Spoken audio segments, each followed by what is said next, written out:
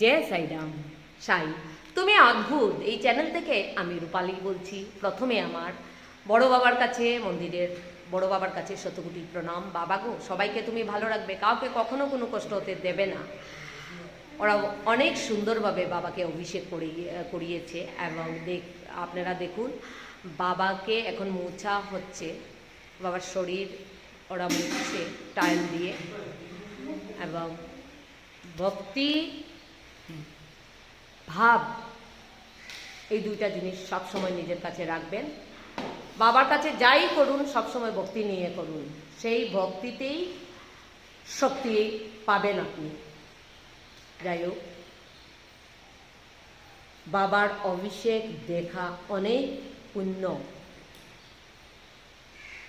তাছাড়া আপনাদেরকে আরও একটা মেসেজ আমি দিচ্ছি। মেসেজটা হচ্ছে, বাবাকে যখন আপনার ঘরে ছোট মূর্তি হোক তাতে কিছু আসে না, সেই ছোট মূর্তিকেই আপনি সুন্দরভাবে অভিষেক করুন এবং অভিষেক করার পরে আপনারা বাবার অভিষেকের স্নানের জলটা উপরের পাও থেকে নিচে আমরা যেরকম জগ বসিয়ে রেখেছি আপনারা দেখছেন, সেই জগের মধ্যে বাবার স্নানের অভিষেকের জলটা উপর থেকে নিচে বাবার পা থেকে উপরের পা থেকে নিচে জগের মধ্যে পড়ছে। সেই জলটা অনেক ভালো ভালো রেজাল্ট আসে।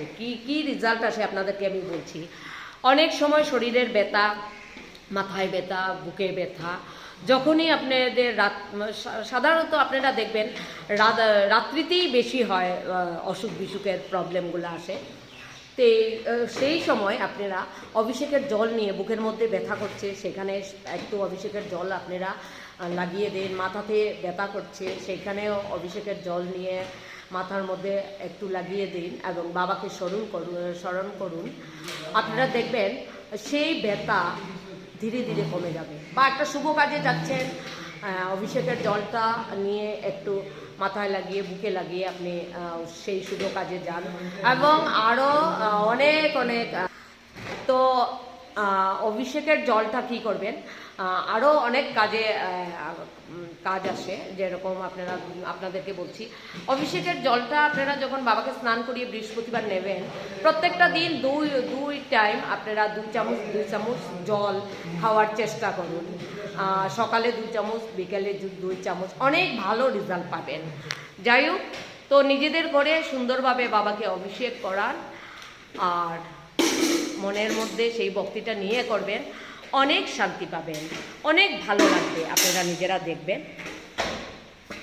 একদম মন থেকে। সেই সময় যখন অভিষেক করবেন তখন মনের মধ্যে অন্য কোনো চিন্তা রাখবেন না, পিছন দিকে কোনো কাজ আছে, যেতে হবে, ওই করতে লাগবে, সেই করতে লাগবে, এগুলা কিছু বলবেন না। কারণ সেই সময় মন থেকে বাবাকে অভিষেক করবেন, কোনো দৌড়াদৌড়ি করবেন না। কারণ বাবা কি সুন্দর বসে আছেন, আপনারা দেখুন। বাবা এটাই বলছে, আমি বসে আছি চুপচাপ, তোমাদের যা ইচ্ছা তোমরা করো, স্নান করাবে, জল দিয়ে, দুধ দিয়ে, যা দিয়ে আমি চুপচাপ বসে থাকবো। এত সুন্দর বাবার সেই সময়ের রূপটা দেখুন, আপনাদেরকে আমি দেখিয়ে যাচ্ছি। হে বাবা, সবাইকে এইভাবেই তুমি আশীর্বাদ করে যাবে, সবাই ঘরে ঘরে তুমি বসো, সবাই ঘরে তুমি বসার পরে সবাই যাতে মঙ্গল হয়, সেটাই তোমার কাছে আমার প্রার্থনা। ওম সাইরাম, জয় সাইরাম বাবা।